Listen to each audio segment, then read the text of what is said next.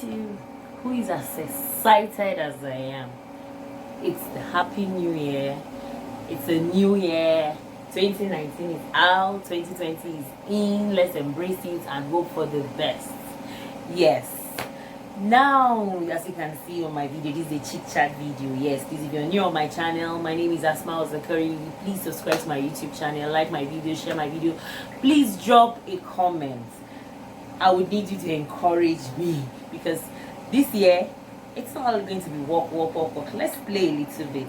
So it's a chit chat video actually, and today's chit chat video is, the topic is becoming a Portharcourt resident. That's me becoming a Portharcourt resident. To start with, I'm from Africa, Nigeria to be precise. Then I'm from the north central part of Nigeria.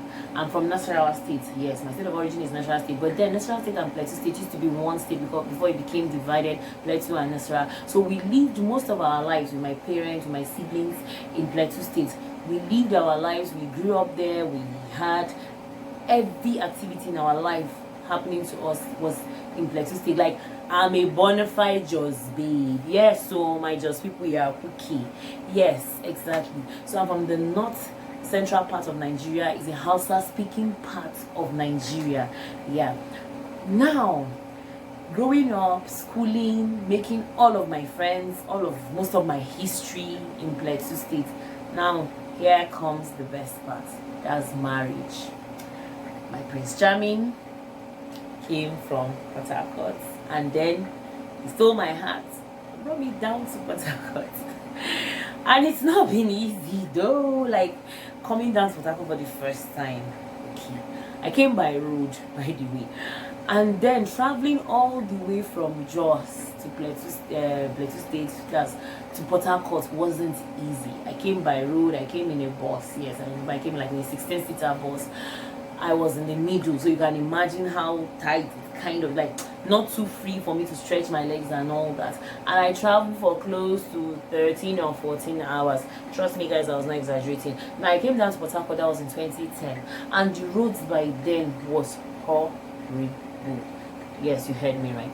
Like, it was from one pothole to another. In fact, it was not funny. Like, traveling such long distance for the first time. Guess what? I cried.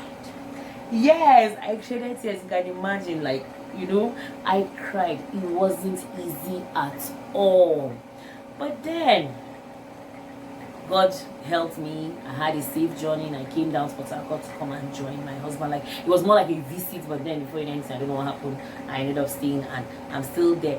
This year, 2020, will make me 10 years becoming a Portharcourt resident. Yeah, you can imagine. 10 years, I'm almost a decade living here in Portharcourt. So I could categorically say I'm a Portharcourt babe. Yes, so this is it. Coming down to Portharcourt, like, it wasn't this cool at the beginning. It was something I had never really spoken about much, but then coming down to Portharcourt was not easy at all.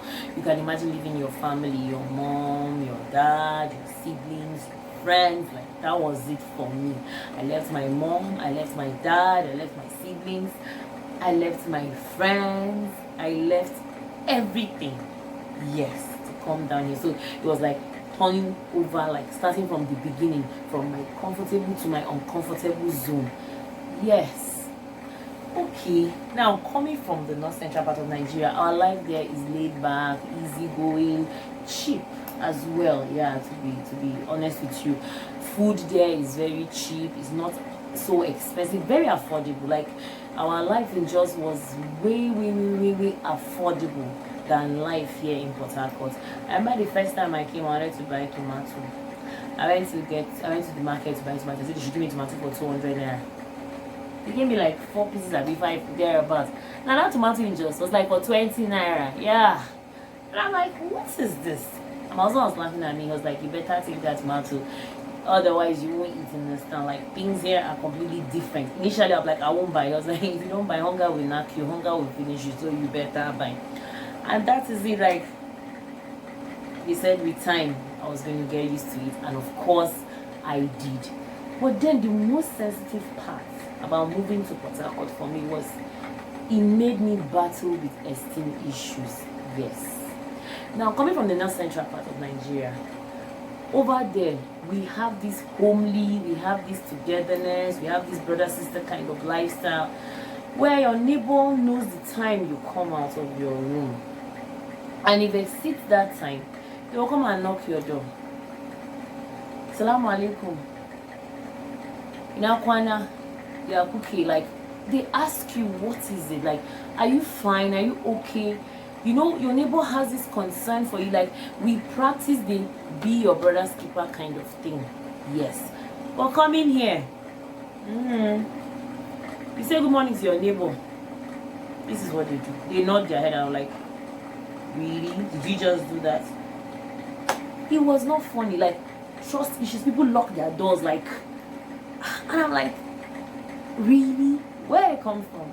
You could even travel and leave your door open. Just tell your neighbor, my door is open. No, go for another video. And your neighbor is there watching it for you till you come back. Even you're going to be there for a year. Till you come back, nothing happens to your house, nothing happens to your property. Everything is intact. But coming here, and I'm like, what do they have in their houses? Yeah. So it was not easy. This guy, like, coming into this lifestyle, adopting into this lifestyle, it was not easy. Making friends, that was the awkward part.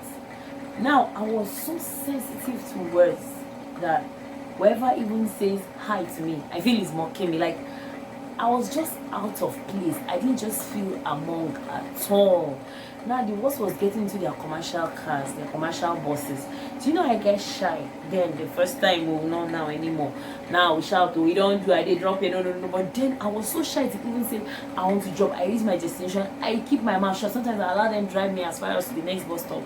I now drop and then trek back home. Like, that was how bad it is. I battled extinguishers for a long time, for years. That was something I never really opened up and told anybody. I just tried. Now sometimes when I get so down, I call my friends. Yeah, I call my friends from Jos, or from the north generally. I have very beautiful friends. I have very good friends.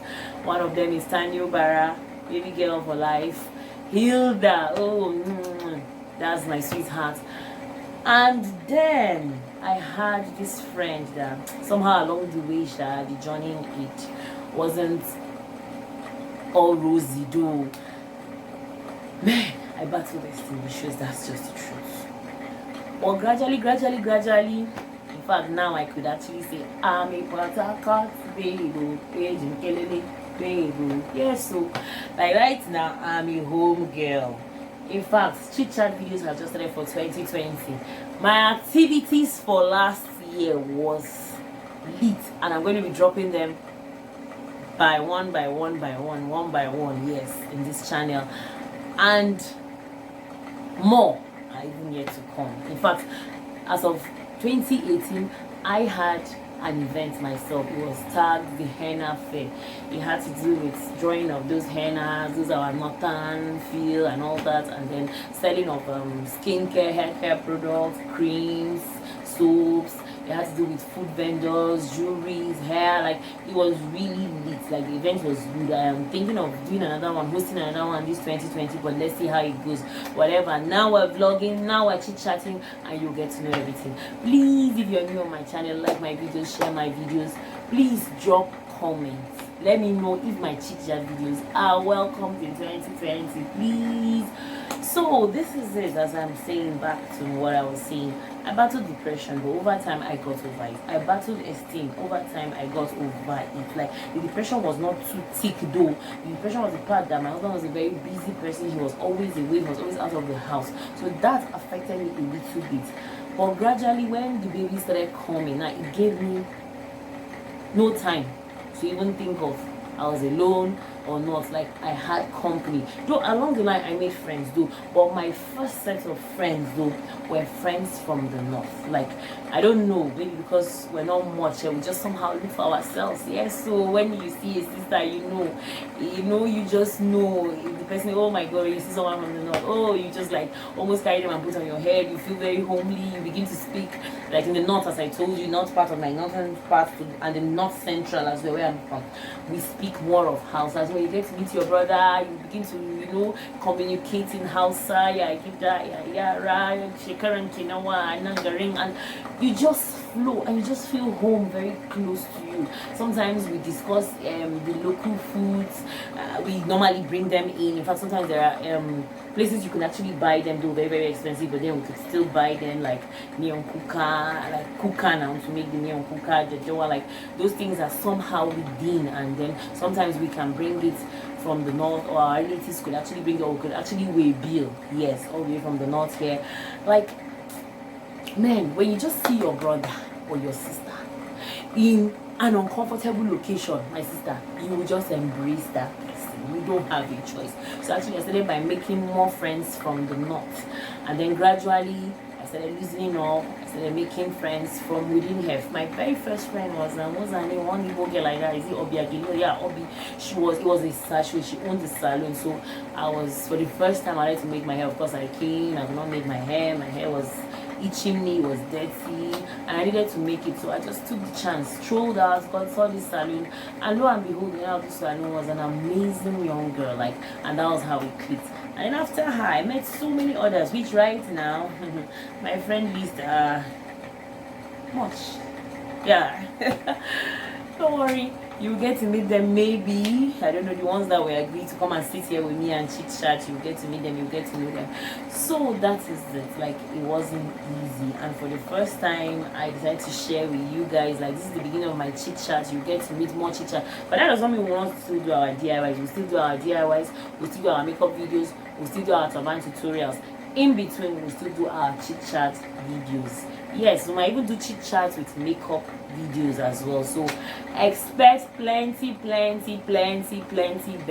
this 2020. So please don't forget to subscribe to my YouTube channel, like my videos, share my videos. Love you. Happy